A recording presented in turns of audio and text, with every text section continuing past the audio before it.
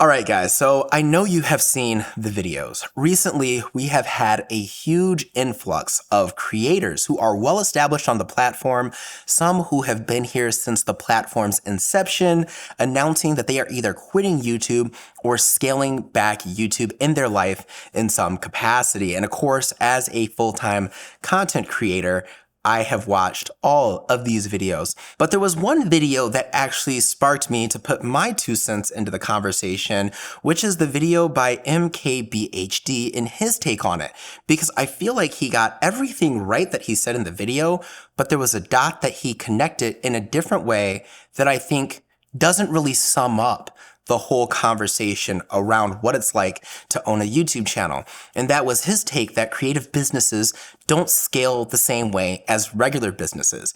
And I disagree. I think the reason why they don't scale the same way for a lot of people is because a lot of people don't like what that scale would entail, which is relinquishing control. Let me explain here for a second. I have a saying when it comes to creating a creative business in general. You have to remember the first thing that you are is a business owner first, and then whatever it is that you're doing second. So if you're a photographer, you're a business owner first, photographer second. Cinematographer second, business owner first. You get the point that I'm making here. So when we establish that being a YouTuber is a dream job, right? That this is something a lot of people aspire to do.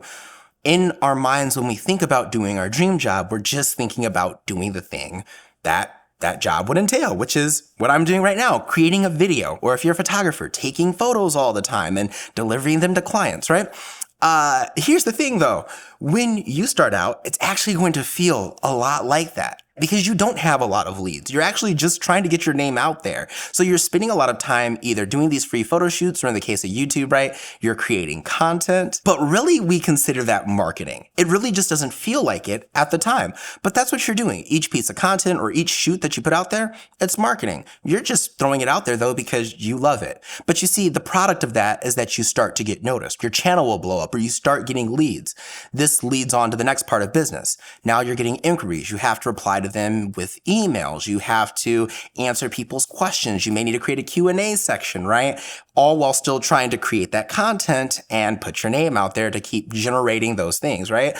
Which means you basically have a couple of different departments here. You have your customer service department that you're functioning as, you have your marketing department that you're functioning as, and then you have the CEO part of it because you're managing all of it that you're functioning as, and then you have the actual creation part that you're functioning as. So really every position that would be on a board of directors in a business, and then also all of the other sub-departments of a business, you are taking on yourself. And that's what people don't realize, that you're actually a CEO. And so MKBHD likens this a lot to being a YouTuber, where you start to do all of these extra things in YouTube and upping your production quality and all of that. So the natural progression is to now hire somebody.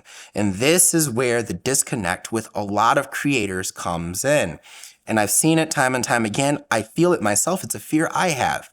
That relinquishing of control is not what anybody signed up for. And let me explain that a little bit here. So you hire the person, you teach them to do what you do, and they're never going to do it exactly the way you do it because they're not you, but you're doing this in a business and you're trying to grow, which is the natural progression.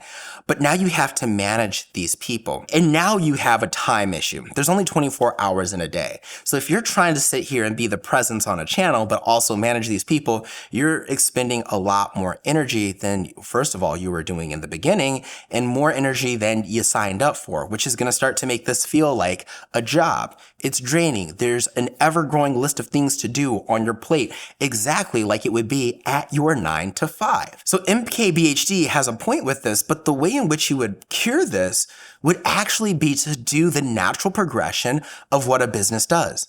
And that is, it is now time for you to step back from being in front of the camera and start acting more as a CEO, because that's how businesses naturally progress. The problem is that if you signed up to be a YouTuber, you signed up to be the face of that business. I think about a mega corporation we have here in Grand Rapids, Michigan called Amway that actually started out as a small family-owned business, and all of the family members, which is the DeVos family, perhaps you've heard of them, started out with their own boots on the ground. They knocked on doors selling their cleaning products, and eventually they scaled into this mega corporation. However, none of those family members are out knocking on doors right now. They are all on the board of directors of the company because that was the natural progression of the business. And when I think of one YouTube channel that has somewhat done this, it's actually Linus Tech Tips, right? Linus simply said he was stepping back from all of the managerial duties he was having for the most part. And I think being on the board of directors, he was just simply stepping down from that, but he wanted to still have a stake in the creating of the content because that's what he loved. And really, he chose between the two. Either you're going to manage it or you're going to go ahead and be the creator and let someone else manage it, or you're just going to simply burn out and quit. Those are the three options. But really the biggest struggle here that I feel a lot of creators have is relinquishing of that control. And I can't speak as if I would be any different. The thought of my channel even getting to a point where I would hire so many people and then think about, okay, now I'm gonna go ahead and relinquish that control. That is crazy to me, right? That is absolutely, like, I don't even know if that would even happen, but I would not want to not be the face of my channel. But at the same time, nor would I want somebody else managing the baby that I created. Really, this could happen with any job, right? You could say, hey, I want to go out and I want to own a coffee shop because I love making coffee. Well, if you just love making coffee and all you want to do is make coffee, that's called being a barista.